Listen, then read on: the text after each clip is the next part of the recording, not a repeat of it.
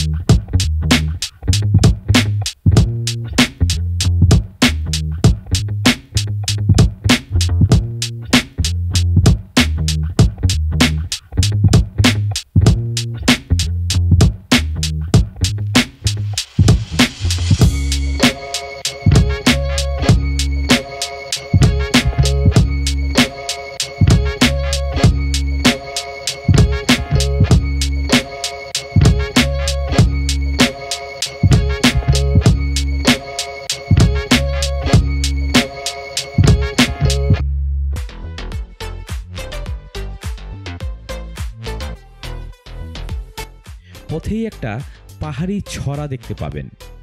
পানি এখন অনেকটাই কম, তবে গ্রীষ্মকালে পানি কিছুটা বেশি থাকে। মোটরসাইকেল দিয়েই পানির উপর দিয়ে পাড়ি দেওয়া যায় যে কোনো সময়। উঁচু পাহাড় থেকে নেমে আসা এই শীতল পানির ধারা আপনাকে প্রশান্তি এনে দিবে।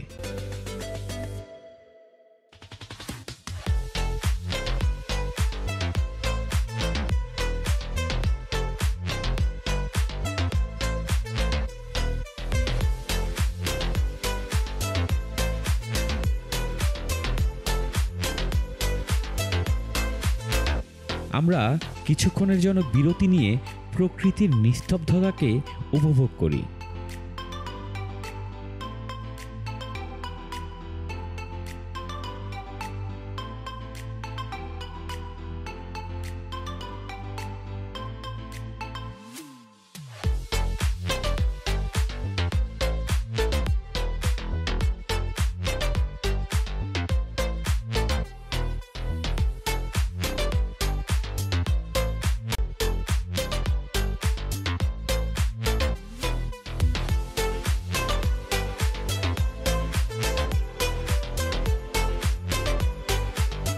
এবার রাস্তা ধীরে ধীরে উঁচুতে উঠতে শুরু করেছে। সাধারণত এসব চা বাগানের শ্রমিকদের বাসস্থান উঁচু টিলাতেই হয়ে থাকে।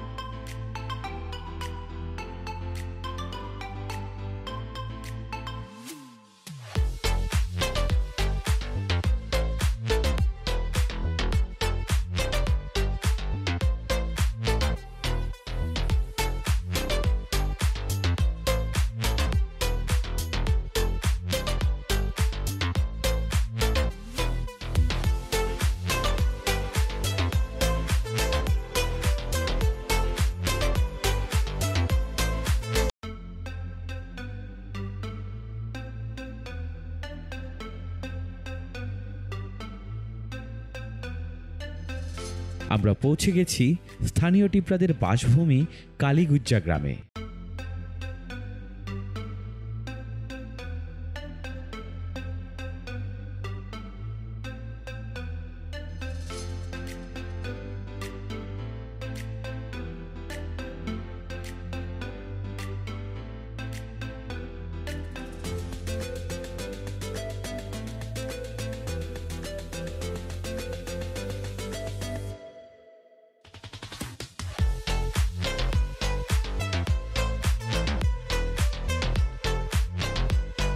গ্রামের ভিতরে টিপরাদের আবাসভূমি দেখতে পাচ্ছেন।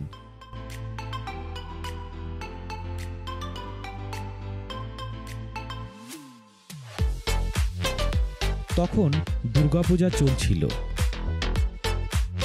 টিপরারা হিন্দু ধর্মাবলম্বী হওয়ায় গ্রামে দুর্গাপূজার মণ্ডপ দেখা যাচ্ছে।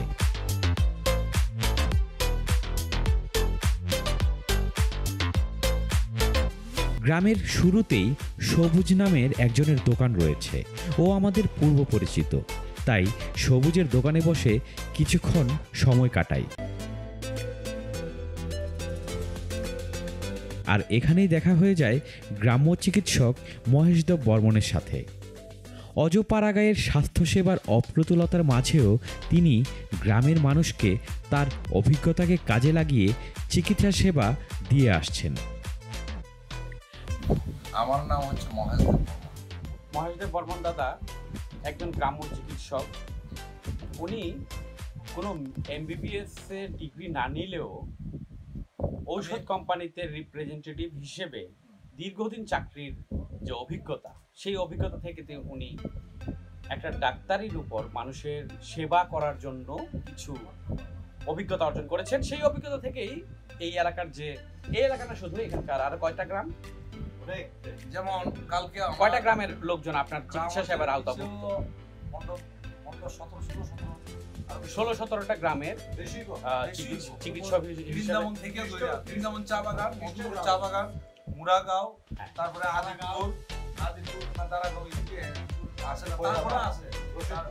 তারপরে আছে তো, তারপরে ওই এখান থেকে আছে অনেক গ্রাম আছে। তার মানে অনেকগুলো গ্রামের মানুষের এই যে অবহেলিত উপজাতি এবং আরো অন্যান্য সম্প্রদায় এখানে আছে, চা শ্রমিক, যারা মাঠে পাহাড়ে বিভিন্ন ধরনের কৃষিকাজে পরিশ্রমের কাজে নিযুক্ত, তাদের যে চিকিৎসা সেবা তার একটা বৃহৎ পরিসরে উনি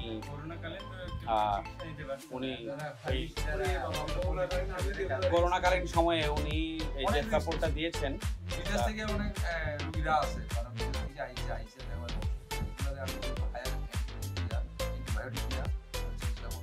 তবে একটা কথা আপনাদের বলে রাখি দর্শক বৃন্দ, উনি কিন্তু কাউকে মিথ্যা বা ছল চাতুরির আশ্রয় নিয়ে কোনো চিকিৎসা সেবা দিচ্ছেন না। উনি কাউকে বলছেন না, উনি নামের শেষে MBBS ডিগ্রিও লাগাচ্ছেন না। তবে হ্যাঁ, উনি ঔষধের যেহেতু ফার্মেসি বা এরকম একটা প্রতিষ্ঠান চালান, সেই সুবাদে যতটুকু সম্ভব গ্রামের মানুষকে একটা সাধারণ চিকিৎসা সেবা, প্রাথমিক চিকিৎসা সেবা উনি দিয়ে থাকেন। টিপরারা নানা ধরনের কৃষিকাজের সাথে সম্পৃক্ত। তেজপাতা, লেবুর চাষ করে অনেকেই জীবিকা নির্বাহ করছে।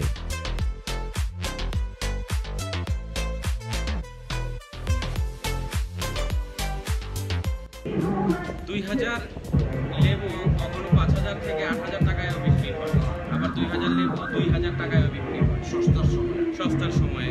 এখানকার লেবু খুব প্রসিদ্ধ। আর তেজপাতা প্রতি গাছ কিনতে হয়, তারপর যে গাছটা কিনবে এই গাছ থেকে তেজপাতা সংগ্রহ করে শহরে নিয়ে শুকিয়ে তারপর বিক্রি করবে। তার মানে তার শুকানোর জন্য একটা ব্যবস্থা থাকতে হবে। আচ্ছা, তেজপাতা শুকানোর ব্যবস্থা কি? কিভাবে তেজপাতা শুকাতে হয়? রোদে শুকাতে হয়, কোনো মেশিনে নয়, মেশিনে না।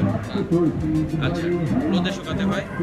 আর হচ্ছে তেজপাতা প্রতি গাছ 5000, 2000, সর্বনিম্ন 2000, 1000ও বিক্রি হয়। আচ্ছা, গাছের সাইজ অনুযায়ী দামটা নির্ধারণ হয়। শিক্ষার আলো ছড়িয়ে দিতে গ্রামের পাশেই রয়েছে কালীগুজ্জা সরকারি প্রাথমিক বিদ্যালয়। শহরের কোলাহল ছেড়ে একদিন বন্ধুরা মিলে মোটরসাইকেল ট্যুর দিয়ে আসতে পারেন এখান থেকে। ধন্যবাদ সবাইকে।